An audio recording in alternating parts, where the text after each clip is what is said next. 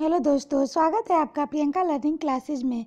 66वीं BPSC Bihar SSC Bihar दरोगा को ध्यान में रखते हुए एनसीईआरटी की सीरीज चलाई जा रही है।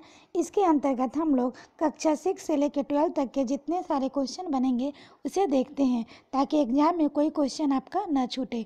तो चलिए हम लोग देखते हैं एनसीईआरटी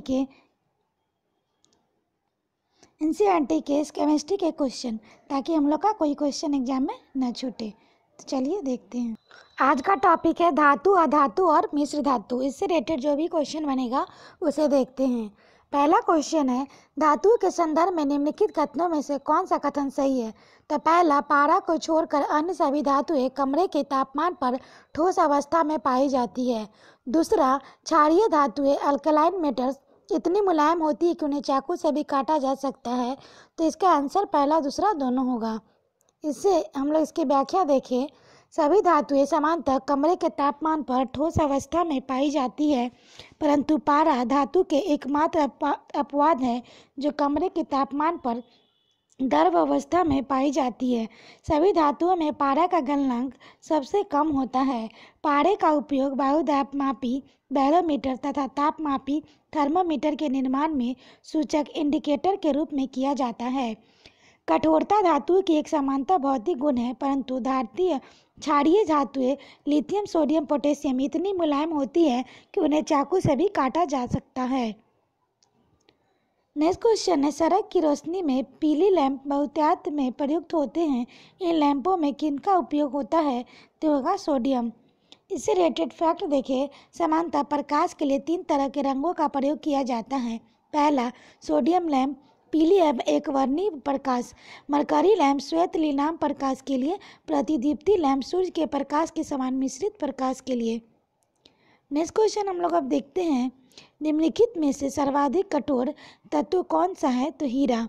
इससे रिलेटेड फैक्ट है, हीरा सभी प्राकृतिक तत्वों में सर्वाधिक कठोर होता है, जबकि प्लैटिनम सबसे कठोर धातु है। नेक्स्ट फैक्ट है, प्रकृति में कार्बन के 3 अपूर्व एलोट्रॉप पाए जाते हैं। हीरा, ग्रेफाइट, बकमिस्टर, फुलेरिन। हीरा एक क्रिस्टलीय पदार्थ है जिसमें प्रत्येक कार्बन परमाणु सहसंयोजन आबंधों के द्वारा 4 अन्य कार्बन परमाणुओं से जुड़ा होता है। नेक्स्ट है, हीरे का प्रयोग तेल से कुओं के वेधन में, चट्टानों को तोड़ने में और कांच के काटने में किया जाता है। इसके अतिरिक्त यह आभूषणों के निर्माण में भी प्रयोग किया जाता है। नेक्स्ट है, तांबे के बर्तनों को लंबे समय तक आर्द्र वायु में खुला रखने पर उन पर हल्का हरा पदार्थ जमा हो जाता है। यह हरा पदार्थ निम्नलिखित में से कौन सा होता है। तो ये कॉपर हाइड्रोक्साइड और कॉपर कार्बोनेट होता है।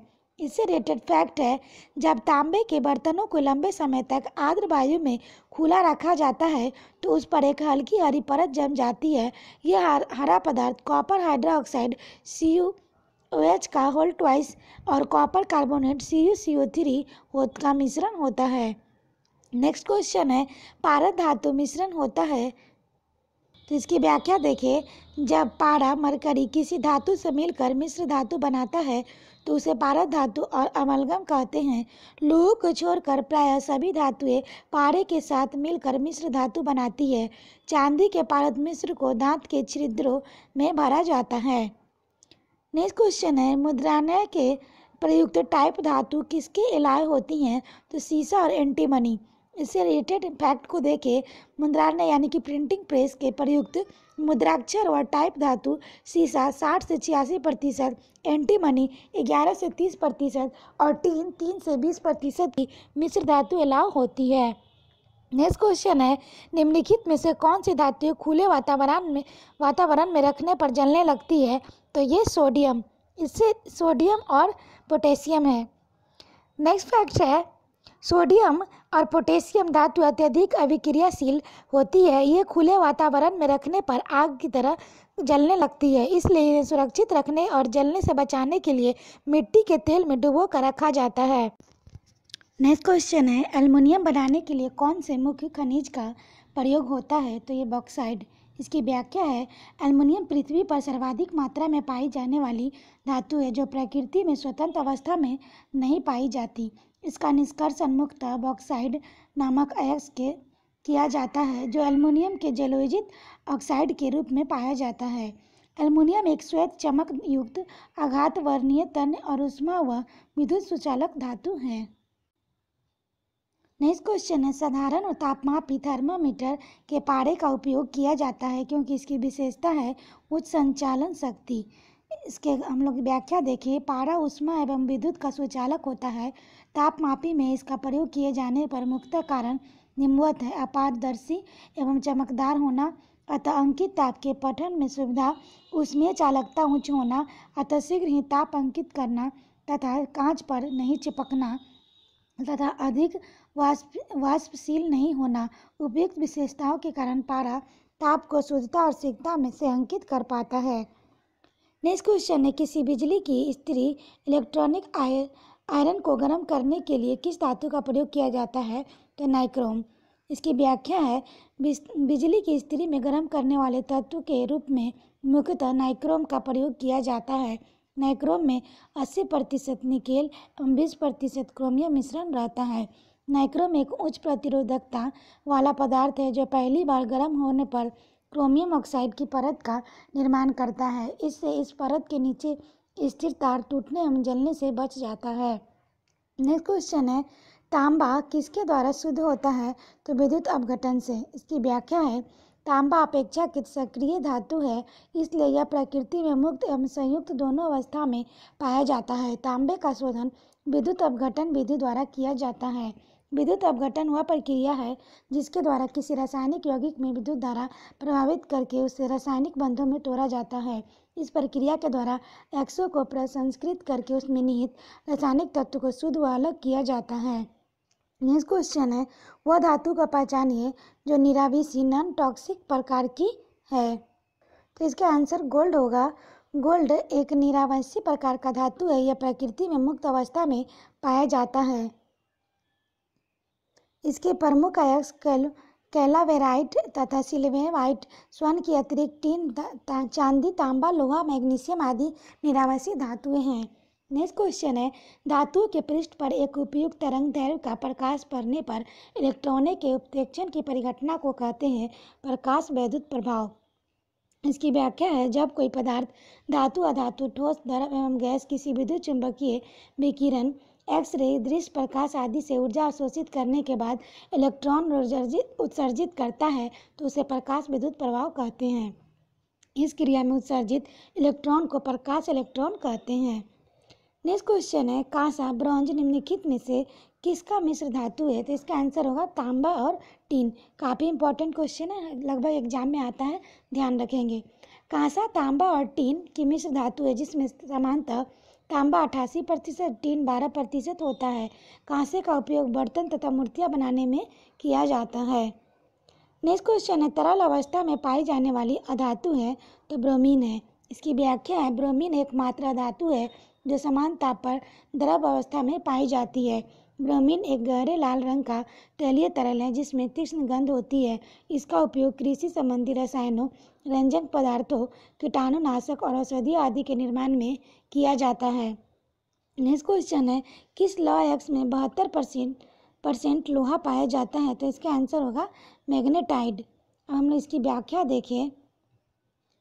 विभिन्न लौह अयस्कों में पाया जाने वाला लौह प्रतिशत निम्नवत है: magnetite Fe3O4 72.4%, hematite Fe2O3 69.9%, limonite Fe2O3 plus H2O 55%, siderite FeCO3 48.2% है।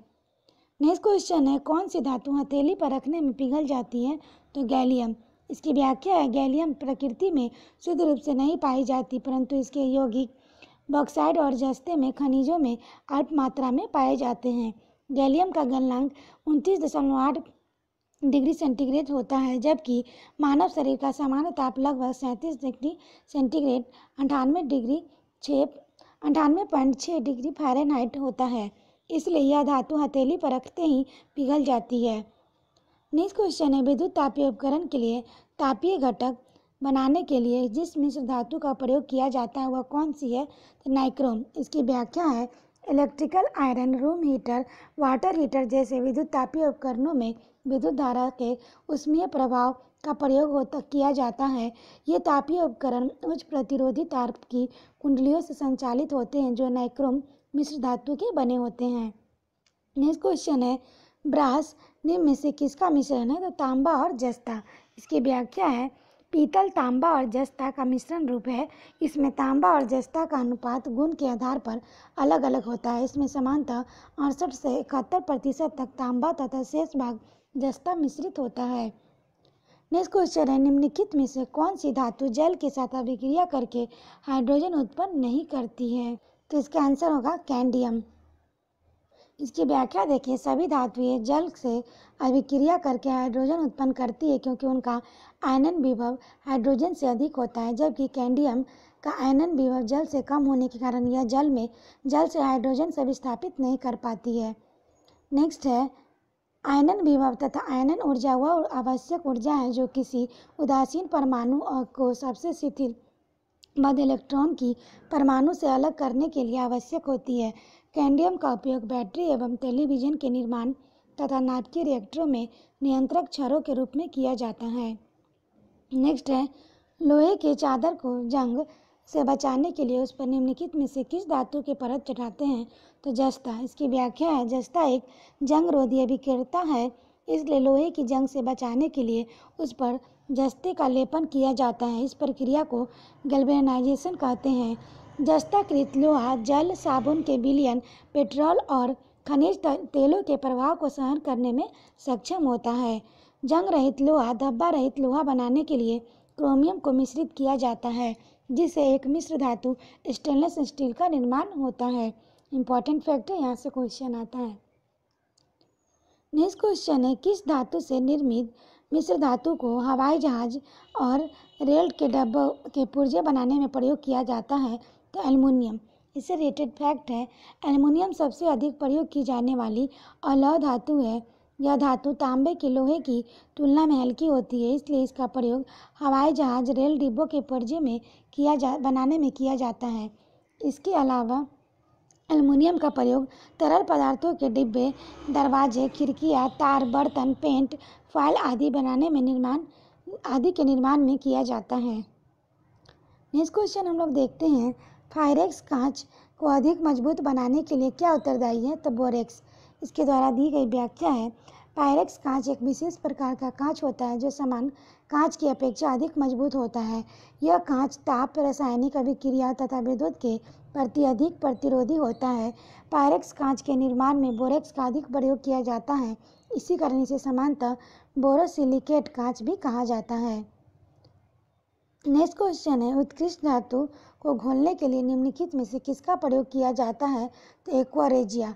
इसकी व्याख्या है, उत्कृष्ट धातुएं एवं राज धातुएं वे धातुएं जिनका आर्द्र वायु के संपर्क में रहने के बावजूद भी क्षरण और ऑक्सीकरण बहुत कम होता है। सोना, चांदी, प्लेटिनम,